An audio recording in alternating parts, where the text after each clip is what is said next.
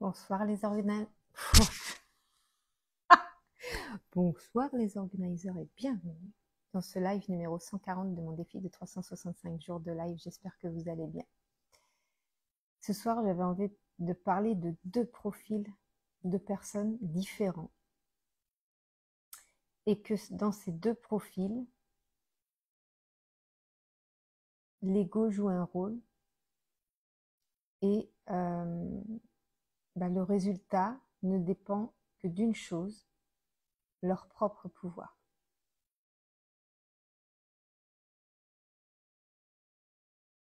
Premier profil de personne. Bonsoir, Kalilia. Kalilia Smina. Ce qui s'est passé, c'est que j'ai eu un appel aujourd'hui d'une personne qui m'a demandé un rendez-vous pour une séance de Reiki. Et donc, je lui demande sa problématique. Et dans sa réponse, je vais pas dire ce que c'est parce que voilà. Dans sa réponse, elle voulait que la séance de Reiki lui permette de ne plus agir d'une certaine manière.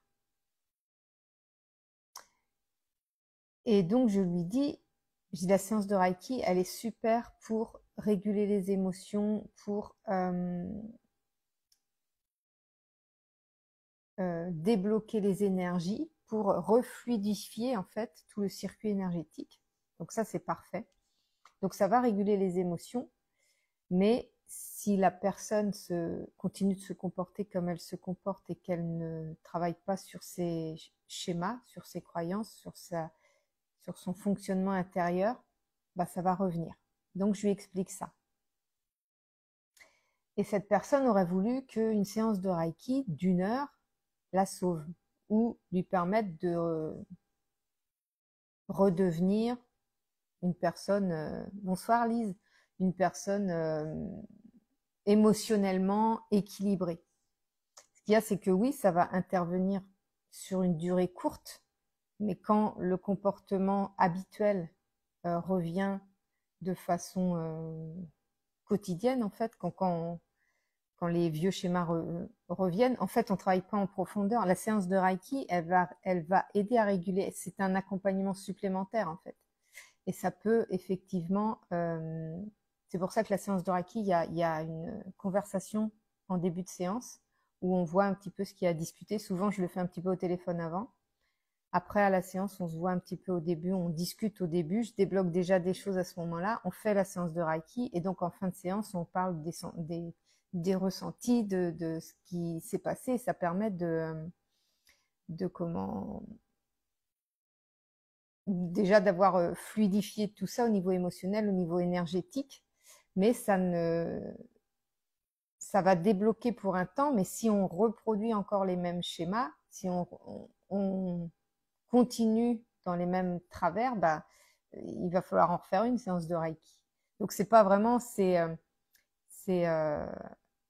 complémentaire, mais c'est pas l'unique soin à faire quand on a un problème de comportement, on va dire.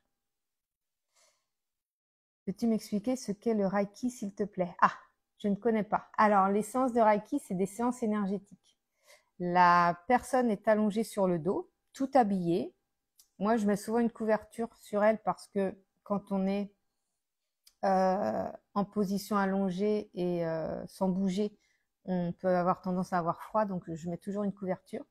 Et en fait, moi, je vais passer mes mains, je vais faire comme un rituel avec mes mains où je vais passer sur la personne à différentes zones de tout son corps et je vais la toucher seulement au niveau de l'arrière de la tête, au niveau des genoux et au niveau des pieds. Et je vais débloquer les énergies et je vais faire circuler toutes les énergies pour créer des déblocages. Ce qui s'en vient pendant cette séance-là, c'est qu'au début, donc, on discute de la raison pour laquelle elle vient. On voit ce qu'il y a à débloquer. Donc moi, je travaille là-dessus avec mon magnétisme.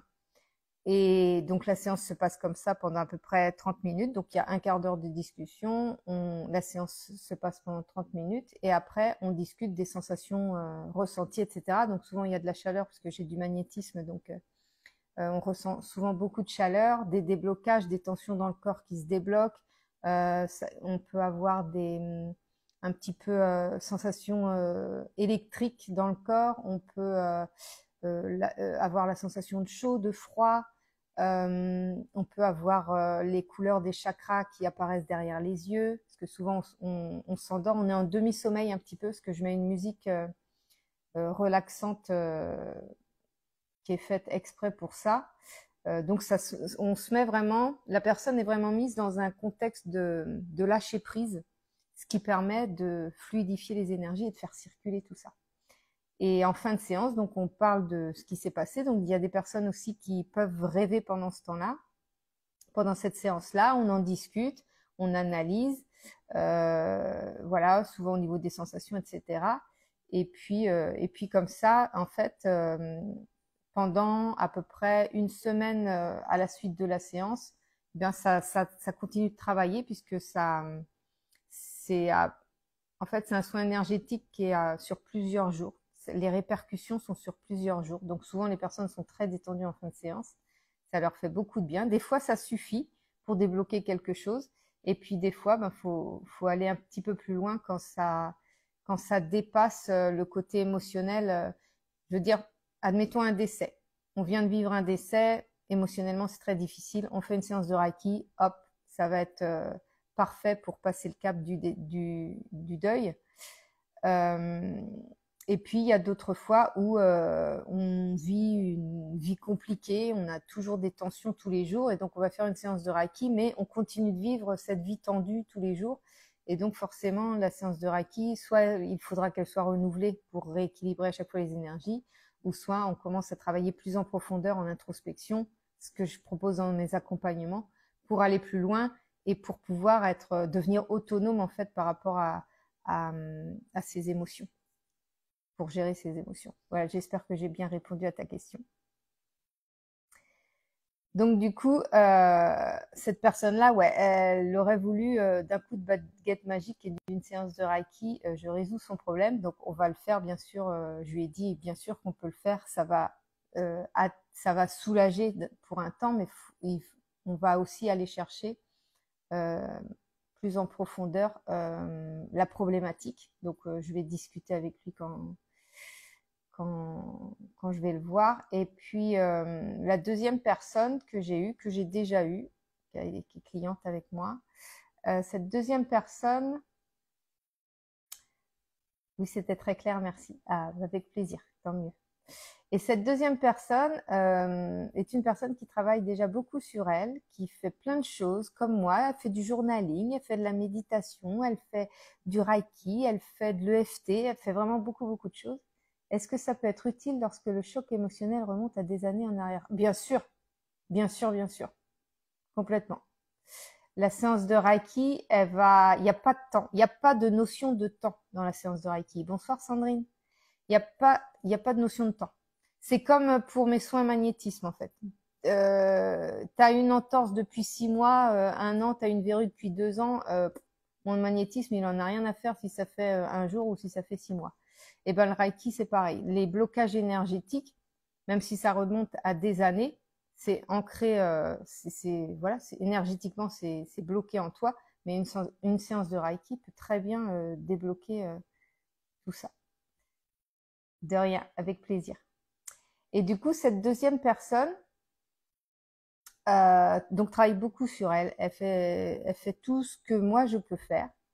Et donc, comme ça fait plusieurs fois que je la vois, qu'on a des séances régulières pour différents soins, on discute de plus en plus et tout. Et donc au départ, vraiment les premières fois que je l'ai vue, je dis elle fait comme moi. Donc, mais curieusement, elle n'avait pas les mêmes résultats. Enfin, il n'y a pas de compétition, il n'y a pas de comparaison, mais je veux dire, par rapport à quelqu'un qui ne travaille pas sur lui, qui fait pas tous ces exercices d'introspection, etc., elle devrait avoir des résultats, tu vois. Et elle n'avait pas le résultat qu'elle pourrait avoir. Et donc l'autre fois, je discute avec elle et puis je lui dis, ok, tu fais du journaling et qu'est-ce que tu te poses comme question et qu'est-ce que tu fais comme sorte de journaling? Et donc, en creusant un petit peu, je constate que elle raconte ses émotions, ce qui est très bien, hein. Tu exposes ta journée comme un journal intime un peu, pardon, et tu exposes tes émotions sur papier. Mais elle va pas plus loin en fait. Elle va pas plus loin que ça. Et donc, elle est tout en autonomie, elle veut faire les choses elle-même et je comprends ce qu'elle chemine puisque moi j'ai été exactement la même jusqu'à ce que cette année je décide de me faire accompagner parce que je suis arrivée à un niveau de conscience et un niveau de compréhension où j'ai besoin qu'on m'épaule et et donc du coup bah elle est arrivée à ce niveau-là aussi et pour l'instant son ego la bloque pour demander davantage d'aide. Donc, bien sûr que la décision ne peut venir que de soi-même et qu'on ne peut pas, que quelqu'un ne peut pas te convaincre si toi-même t'es pas convaincu. Donc, moi, je sais qu'on m'a pas poussé à la roue pour aller chercher de l'aide. C'est moi qui l'ai décidé à un moment donné où j'ai dit à mon ego de se taire et où j'ai dit, ben là, je suis arrivée à un niveau de compréhension où je vais avoir besoin de soutien supplémentaire. Et donc là, j'ai trouvé du soutien supplémentaire et ça change toute la donne. Ça change toute la donne. Ça va beaucoup plus vite, c'est beaucoup plus remuant aussi, mais ça change vraiment beaucoup de choses. Et je vois aussi par rapport à, bah, aux personnes que je guide, que je soutiens, euh, comme leur niveau de compréhension et leur niveau de travail intérieur évolue à une allure folle dans la précision de leurs réponses, parce au départ, bah, quand tu n'as jamais travaillé sur toi, quand tu n'as jamais fait de... Voilà, quand t'as jamais... quand tu t'es jamais intéressé au développement personnel et puis que tu vas comme ça voir quelqu'un pour te guider par rapport à ça, t'as pas ce réflexe de te poser des questions et tu dis je sais pas pourquoi, je sais pas pourquoi, je sais pas pourquoi, et c'est normal, c'est complètement normal. Il y a tout un cheminement à faire et l'aide qu'on peut apporter en tant que guide, c'est de montrer le chemin en fait. On dit, on pose les bonnes questions de la bonne manière, de façon à ce que l'ego il se taise un peu plus et qu'on puisse mieux revenir à la source profonde de soi-même. Et, et donc il y a des gens comme moi ou comme la cliente que j'ai qui ont fait un long cheminement seul. Il y en a comme ça, il y en a qui ont besoin d'avoir un soutien plus vite, et puis il y en a qui peuvent cheminer seuls au départ, mais à un moment donné, effectivement, on a de toute façon besoin d'un petit truc en plus, d'un accompagnement en plus. Et c'est là où bah, des personnes comme moi peuvent intervenir. Et c'est vrai que il n'y a pas de formule magique, mais entre la personne qui voudrait que en une séance d'une heure tout se résout et la personne qui voudrait que résoudre tous ses problèmes toute seule, bah voilà, c'est deux profils différents, mais c'est des profils où l'ego reste encore patron en fait. C'est-à-dire que ton pouvoir, il va être dans la capacité à prendre une décision au moment où tu en auras le plus besoin. Et c'est pas toujours évident de prendre cette décision-là. J'étais en conversation aujourd'hui avec justement cette cliente qui est justement en train elle est en conflit avec son ego là, et je lui dis mais moi tant que tu n'es pas prête, je peux rien faire en fait. C'est toi qui as le pouvoir de prendre la décision de savoir si tu as besoin d'être aidé maintenant ou pas. Donc, et tant que tu n'as pas pris cette décision-là, même si, je sais pas, il y avait une offre gratuite ou il y avait, je sais pas quoi, c'est pas une histoire d'argent. À chaque fois, on met ça sur le dos de l'argent. C'est pas une histoire d'argent, c'est une histoire d'être prêt, prête ou pas. C'est une histoire d'être parce que moi, l'année dernière encore, je disais non, mais j'ai pas les moyens de mettre 70 € par mois dans un accompagnement. C'est pas possible. J'ai pas les finances.